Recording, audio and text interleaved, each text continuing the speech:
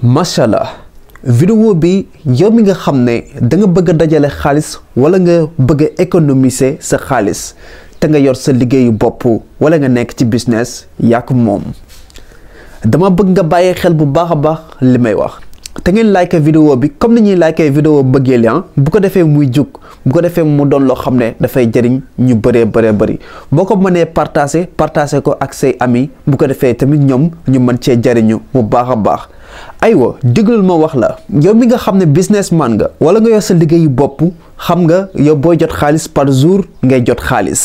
journée bi dang koy wutal programme gis nga lu am organisation rek da fay mëna jaar yoon di nga am journée bi lu bon nangam ci xaalis nga rëdd tek nga jël xaalis bobu nonu xaj ko ñaari xaj li jëm ci fere dund gi nga rëdd tek li ci dess nga ni dama koy denc nga rëdd tek bayil ma jox la exemple ci 10 000 francs. Exemple 10 000 francs nga am ci journée bi 10 000 francs yaa ngi nii nga jël 5 000 francs yi jëmale ko ci dund gi rawatina boo dee joxe dépasse wala nga yor kër gu ndaw mën ngaa jël 4 000 francs pour mu doon dépasse bi su ko defee da ngay dese 1000 francs 1000 francs yooyu noonu mën naa doon frais yi sewaan yi ngay def lu ci mel ne jënd café Touba wala pass sewaan yi di dem déplacé wook yooyu noonu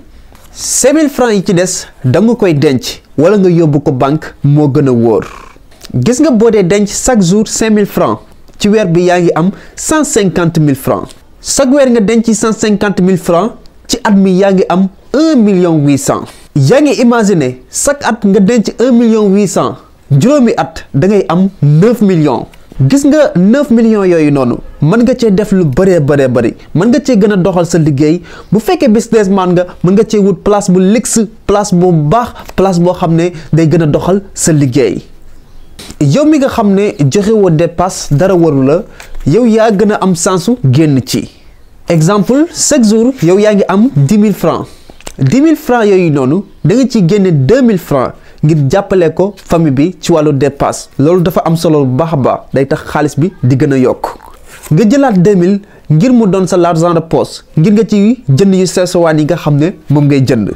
après 6000 francs moo ciy des 6000 francs yooyu noonu da nga koy yóbbu banque nga denc ko fa ndax moo gën a wóor boo dee def chaque jour nga denc 6000 francs ci weer bi yaa ngi am 180 000 boo dee def chaque weer nga denc 180 000 ba mu mat at yaa ngi am 2 millions 160 000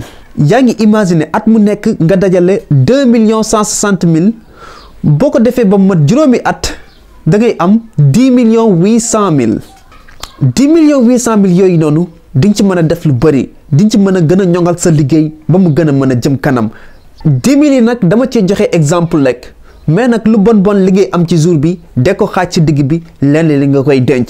lii nag ku yàkkamti du ko man ku mënta muñ lu bëri du ko man mais est-ce que bëgg ngeen ma wax leen naka ngeen di def ba seen liggéey gën a dox ngeen di am client chaque jour ma jox leen benn stratégie boo xam ne bu ngeen ci jaaree di ngeen gis lu rëy a rëy su ngeen ko bëggee di ngeen ma naan wii ci commentaire yi ma gis wii yu bëree bëri bu ko defee ma daal di si ñëw xam ne mbir mi intéressé na leen